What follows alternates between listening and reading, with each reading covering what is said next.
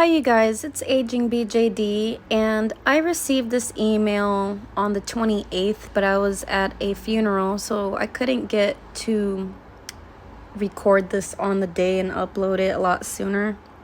We're on the 30th, it's the end of the month, and I kind of wanted to talk about a doll, and then boom, I got an email here from Mattel Creations, and I'm ready to talk about this doll.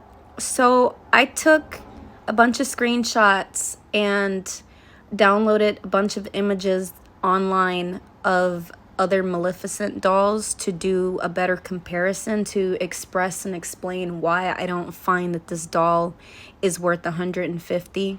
I think that the price point is absolutely ridiculous, and I don't understand why they couldn't sell this a little cheaper than $150. I would be willing to pay like $60, maybe $70 with tax. I don't want to skip anything that's important, but I also don't want to hear them stand there and talk about how they think this doll is amazing. I just want to peek, like, what's behind those wings? What are the wings? I feel like you can already see little fingerprint stains on the box. So then we remove this beautiful sleeve. I love how that slides off. I love innovative, beautiful packaging. That's great. I'm gonna pause her right here. What in the fuck is this boxy ass look with this doll? Why are you selling this boxy looking clunky doll for $150? Like, I get it, they gave her flair and flames, but Maleficent doesn't even show her shoes in the movie. And I feel like you could have made a more spectacular gown. You could have done more with her than this for that price point.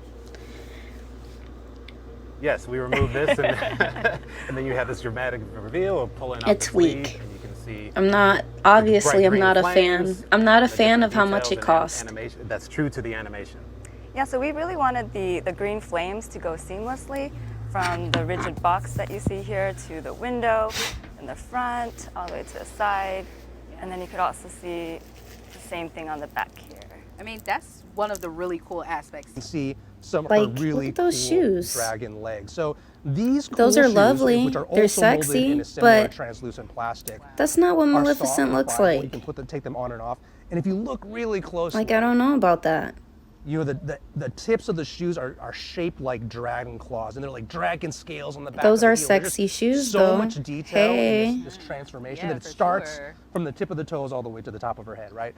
Speaking of her toes, that translucent flame actually I like how they extends did into the material choice that we have her for feet her kind of legs. see through. So you can see here that her leg actually transitions from green as the flame engulfs her all the way up to her skin tone. So really, we really have That's pretty caught this neat. I like how they did that. I just don't in like the body progress. type that Now they used those for this flames, doll. transition in the dress, and you know, I just have to say, this fashion is just a marvel. Yeah, I was really excited just to bring to life this villain. I love the villains. The villains to me have the best costumes. So this whole theme is inspired by the incredible scene where she turns into a dragon. The colors are very much pulled from the film. So you see that vibrant green, and then you get the bright purple colors that come from the dragon scales. That's the part of So the when gown we were that's ugly choosing to a me. fabric, chiffon That's pretty. really All of had that's pretty. the hand and the softness that could convey flames. I like that, coming to life. but We that ended part up of the dress, landing somewhere. And you know, I just have this to say, part right this here, this little center part, this like is ugly. Like, she's not a mermaid. Why did they put that there? Like, fashion is just a marvel. they should have just had the whole dress pleather in black right there, if anything. Details and how they come together. So this is really the perfect transition to A little bit about what you do here. Yes, as you can see here. And this helped to create a beautiful neckline shape. Each part of the outfit works together. There's like nothing very attractive about it to me. I'm also gonna go in and edit this. Beautiful drawing. The doll execution, like the doll's face looks funny to me.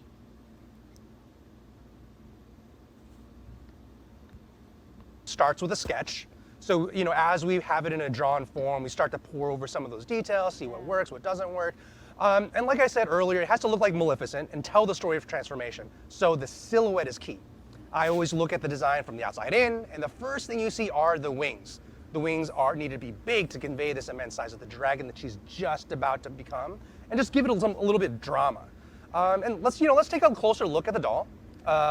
Now we have the silhouette here, but in addition to the size, the texture and the finish were so important. And it really did take a few rounds. I mean, look at how beautiful the sculpt on that is, the feather detail, the scales. And when we started, we actually started this with a matte gray with black print painted over it, and we thought it looked really cool, looked really elevated, but it was missing something. Yeah. It was missing that like dragon feel. So we wanted to add a little shimmer to give it that scaly dragon look. We found this amazing dark iridescent material that was perfect, and then we polished it to have this extra shiny effect.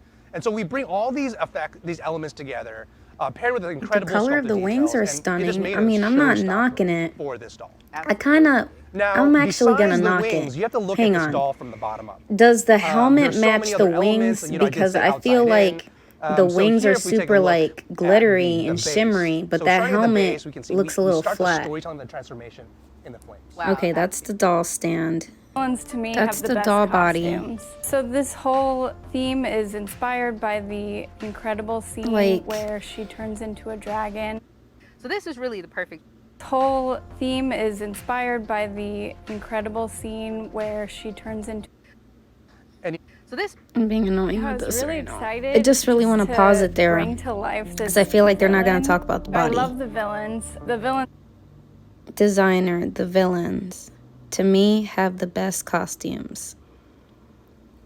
I agree with you, and that's why I'm kind of like, about this one.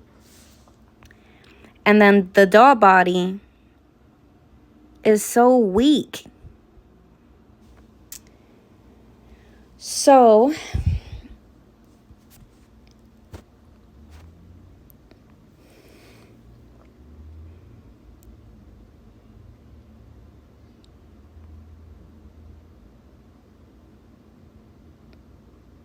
I hate this part of the dress. And the reason why is because they could have used a different body type. Like, period. I don't know.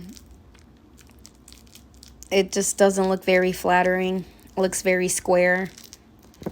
Like, she really loses her womanly silhouette and shape right there. And there's, like, no corseted look.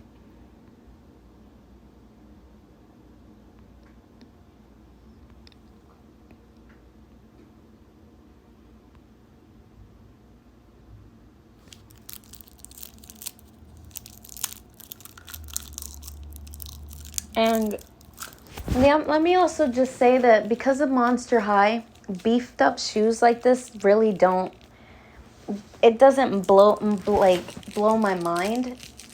I feel like I've seen plenty of shoes like this. Like the guy was making it seem like, oh, these shoes are, this and they're that. Yeah, they're cool. They're nice. But like, they're not everything. Like, I've seen these shoes on eBay before. Shopping for my Barbie.